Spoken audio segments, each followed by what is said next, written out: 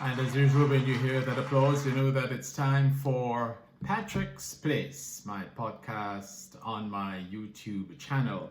Remember to subscribe by going to my YouTube channel and typing in Patrick Anderson Jamaica or Patrick Anderson Radio. The podcast will pop up and you can come along for or chat or conversation on topical issues of interest to you and I. Of course, you can keep your comments coming. I read them all, and I find it very informative for the feedback. The First Amendment, all ideas must contend, and so I welcome them. Keep them coming and subscribe. Tonight, I will take a look at the final debate. This was the leadership debate as Jamaica barrels towards the elections, the general elections on Wednesday, September 3. Remember that I'll be live streaming starting with the polls close at 7 p.m. Eastern Standard Time here on my Patrick's Place podcast. Also remember that on August 29, I'll release another podcast forecasting the outcome of the elections, and in between that you could also look out for a podcast. I had a brief chat with noted Jamaican pollster Don Anderson. You can look out for that.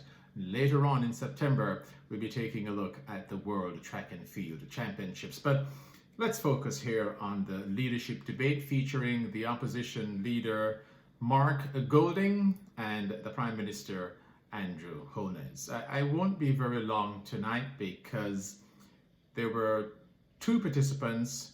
It allowed us some more time to breathe and some more time to really observe both gentlemen.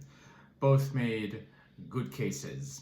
They started out, of course, the first question that came from Dion Jackson Miller and Giovanna Dennis. Both were outstanding and posed excellent questions, and it was the question that really, because what I found was the Prime Minister spent a lot of time on the back foot.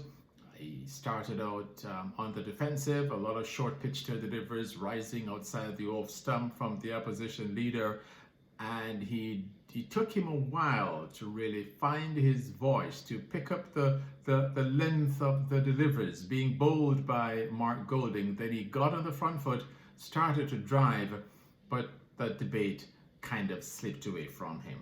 They started out with a look at the question of the Prime Minister or the government seemingly undermining oversight bodies. The Prime Minister was very firm and forthright in his response, stating that on the contrary, his government has strengthened the oversight bodies, including the Integrity Commission. Mark Golding said that the government was hostile to oversight bodies. He pointed to 10 members of parliament that are under investigation, one of which he said was you, Mr. Prime Minister. That was very, very telling of the meat of the bat. And, that was something that at the start was pretty jarring. It proceeded along the route of corruption. The Prime Minister again was very strong, very forthright in his defense, stating that himself nor his government is not a part of any corruption, that he really would punish anyone that is found to be a part of any corruption, stated that there has been countless investigations about him, about his finances, about his assets, about his investments, and he declared no charges have been filed. Mark Golding, on the other hand, pointed to 28 bank accounts and a host of other details pointing to some kind of issue with the Prime Minister, again pointing to his filings with the Integrity Commission that are under question. At this point, very early in the debate, because Mark Golding has been painted out to be some sort of a caricature of himself, painted by the Jamaica Labour Party. And when you allow yourself to be defined in politics, it becomes very difficult to say who you are. And Mark Golding fought back tonight. At this point, I believe his response right there on the corruption issue really put the Prime Minister on the back foot. The issue again came up, the question posed to Mark Golding as to how the People's National Party will finance that tax threshold of $3.5 million.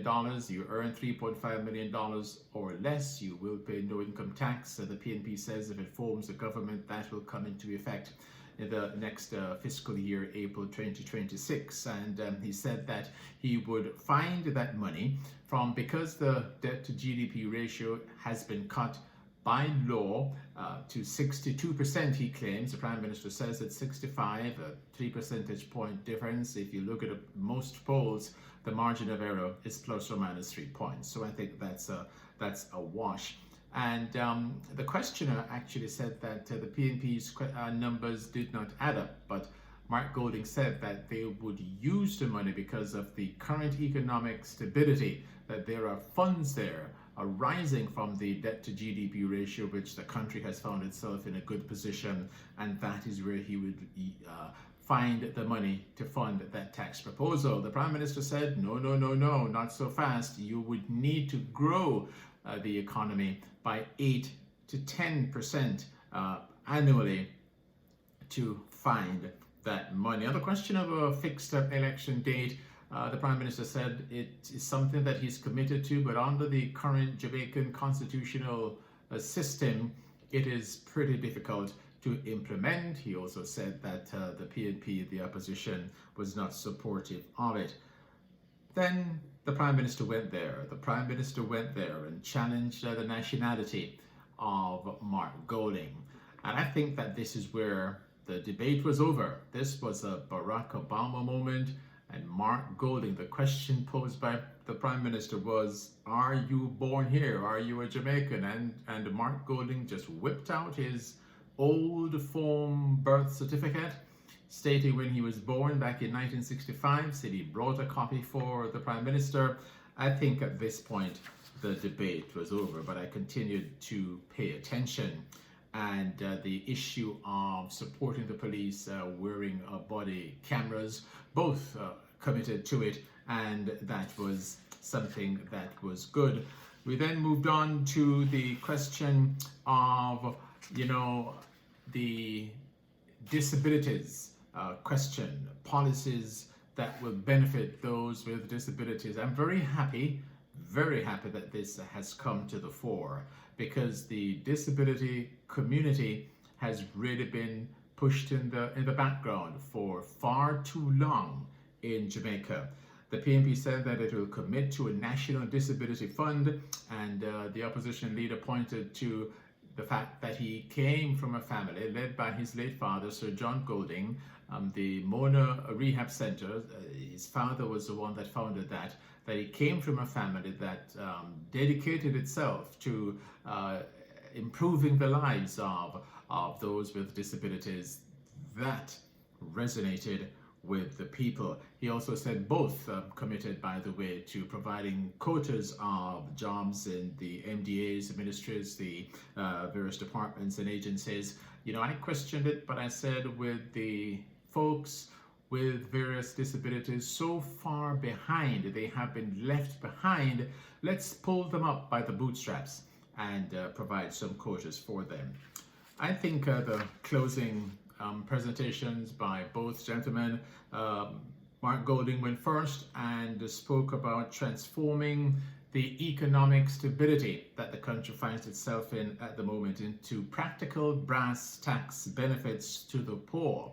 I often point to those folks who will get up in the morning in the various garrison constituencies across the country and will be buying 2-3 slices of bread, a tin of sardine or whatever, and then they'll do the same in the evening for dinner, and they do that every day. How is this debt to GDP ratio and all the macroeconomic fundamentals, which are good, how are they benefiting the poor?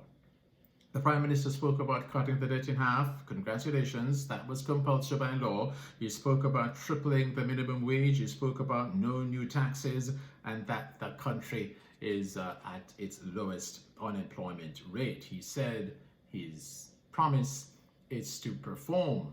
And I say for both the People's National Party and the Jamaica Labour Party that the Jamaican electorate, a very unique set of folks, in the early 2000s started to give the parties one term rather than in the old days an automatic 2 terms, because the position of the electorate is 2 P's. You either perform or you perish, metaphorically. And so the Jamaican Debates Commission, I thought, did an excellent job. It revealed who Mark Golding is. He came across as sincere, he came across as in command. The Prime Minister, a very hard-nosed political character, and a lot of kudos to him. Now, the way that I scored this debate in 6 categories, speakability, both spoke very well. So I had that, I split the differences there. Demeanor, I gave the edge to Mark Golding. He was calm, he was assured, he was confident, he was never flustered, as we saw on many occasions. The Prime Minister got flustered. The content, both were in command. Debating, and I'm talking about debating skills, not public speaking, but debating skills, I gave the edge to Mark. He was on offense, he had the Prime Minister on defense, and that is what I mean. Time management, again, Mark Golding did much better with his time management, and the delivery, a combination of all of those. I ended up in those 6 categories scoring this debate in favor of Mark Golding 4-2. I want to close by saying something. I am in the diaspora, I live in the United States, and the issue of when Jamaicans will be able to vote in Jamaican elections, that has been spoken about in almost every election cycle. And I believe that there is a solution. You show your birth certificate at the nearest Jamaican consulate. You register there, you go and vote. The Jamaican consulate sends the votes back to the Electoral Commission of Jamaica, who count the votes in Jamaica. I think that's not a too difficult solution, and so I'm looking forward to that someday. And so I come to the end of yet another podcast, and look out for, in the next couple of hours, an interview with Don Anderson, and on the 29th, I will be offering yet another podcast forecasting the outcome of the election. Thanks for being with me. Thanks for listening. Be well, be safe. Until next time, be well.